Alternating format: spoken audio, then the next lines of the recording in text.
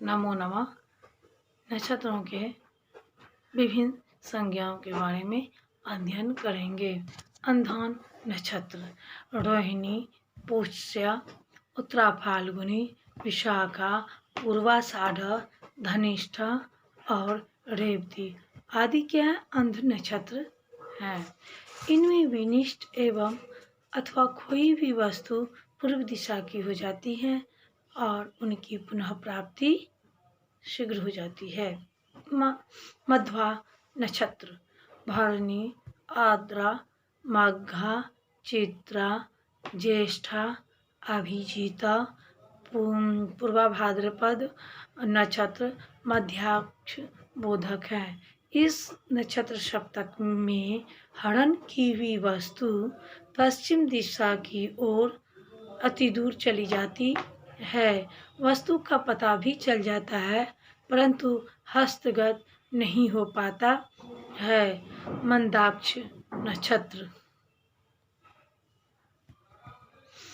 अश्विनी, मृगशिरा, हस्ता, अनुराधा, उत्तराषाढ़, शतभिषा ये 7 दिशा मंदाक्ष श्रेणी में सम्मिलित किए गए हैं। इन नक्षत्रों में कोई वस्तु चोरी हो गई हो तो वह दक्षिण दिशा की तरफ चली जाती है।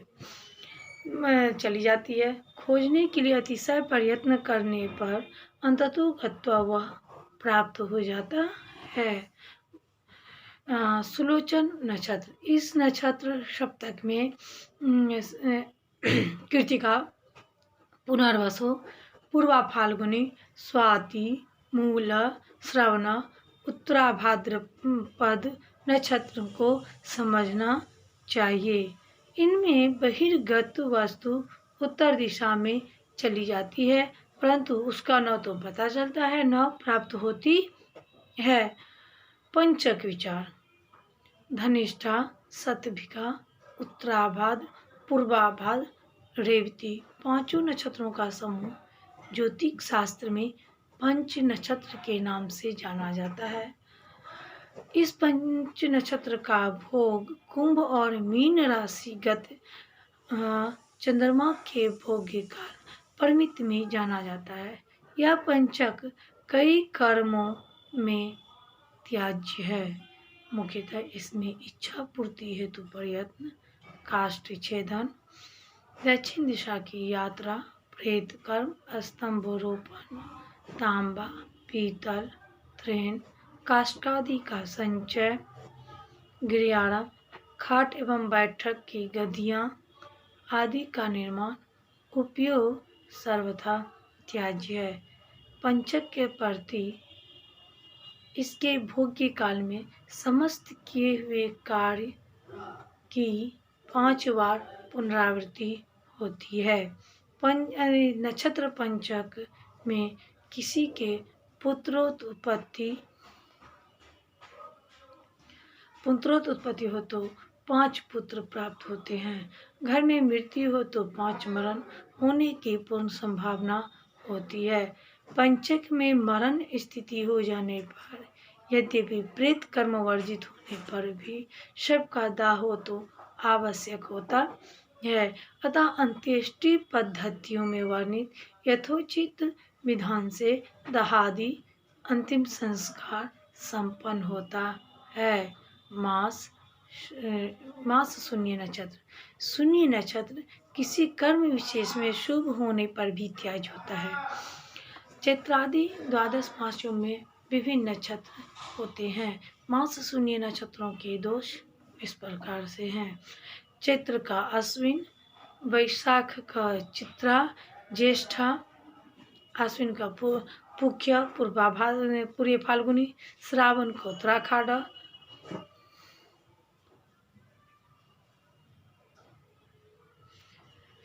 का शतभिषा, पूर्वाभाद्र, कार्तिक का कृतिका, मार्ग का चित्रा, पौष का आश्विन,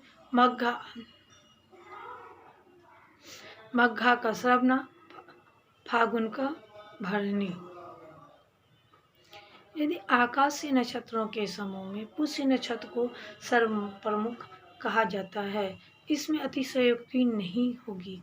कारण स्वरूप अश्विनी आदि 28 नक्षत्रों में एक सर्वशक्तिमान नक्षत्र पुष्य है, जिसके लिए विशाल ज्योतिष शास्त्र है।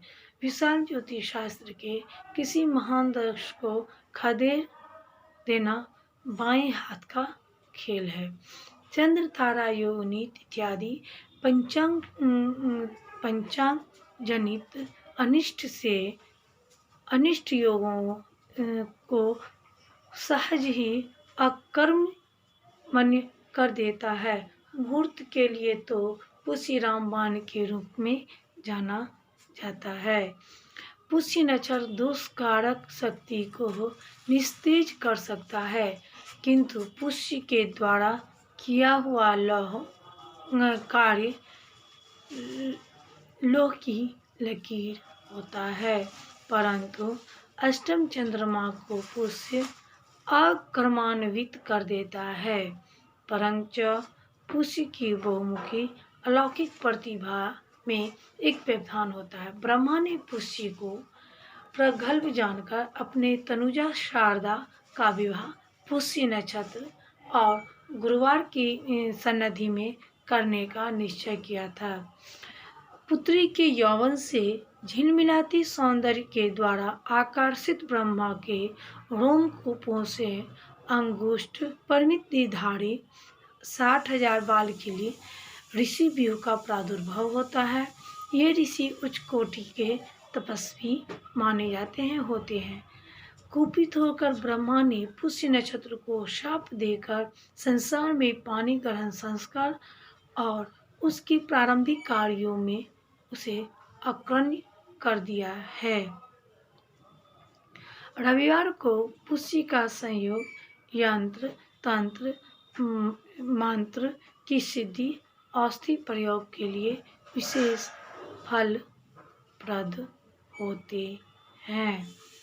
विभिन्न कर्मों के लिए मुहूर्त शोधन में जन्म नक्षत्र की ग्राह्यता भी यदा कदा भ्रामक हो जाती है।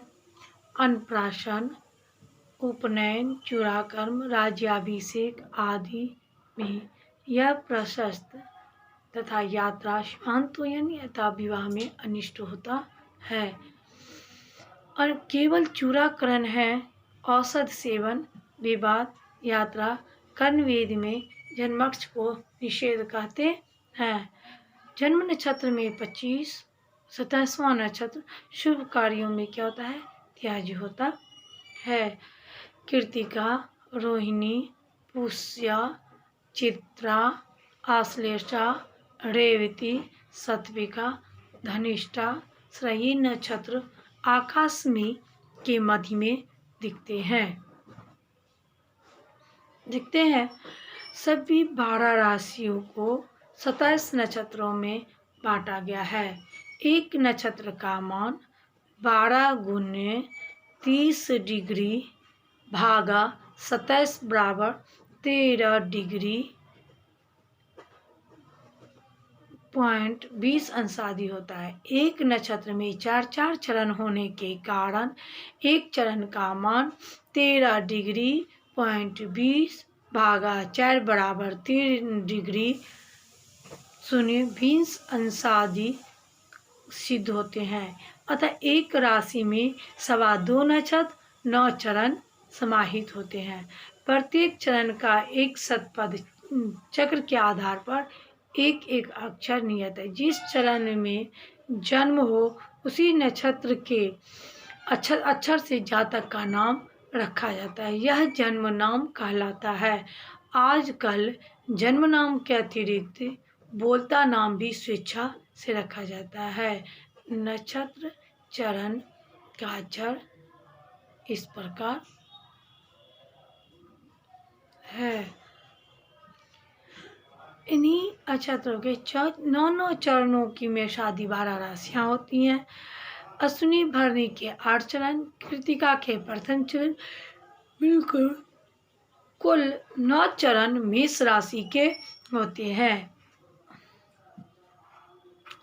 अश्विनी भरणी कृतिका पादो मासा कृतिकानां त्रयः पादा रोहिणी मृगार्दवः।